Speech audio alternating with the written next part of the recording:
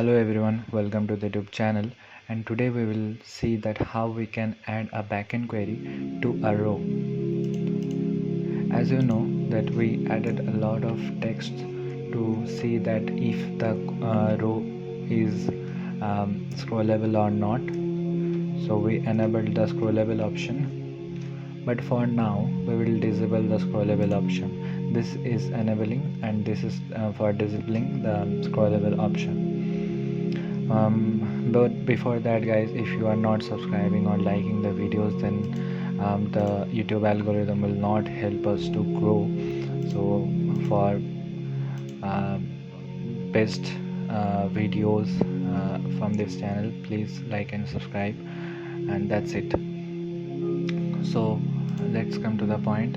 And if we want to add a backend query, this is a backend query, and we are learning query collection for now, and then we will come to the document reference.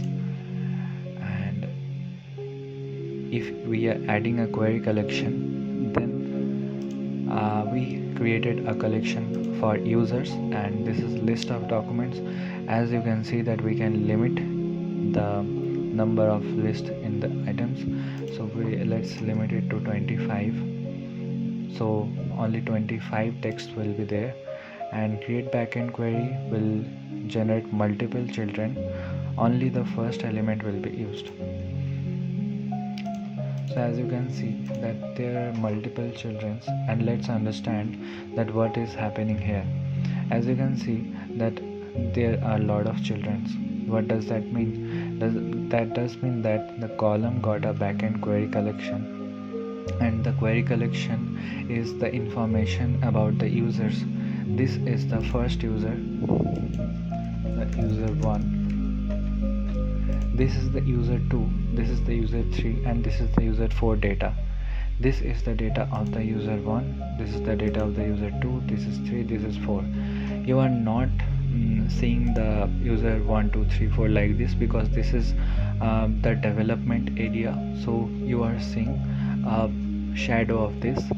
So when you will deploy your project, then you will see everything.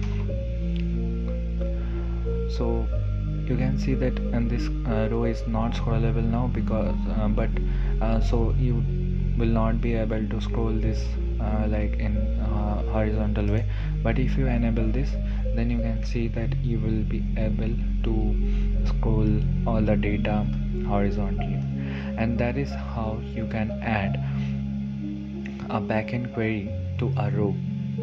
So thanks for watching guys. That's it for adding backend query to a row. In the next video we will learn that what is a container and how can we add a backend query to anywhere. So that's it guys. Thanks for watching this video, and see you in the next video.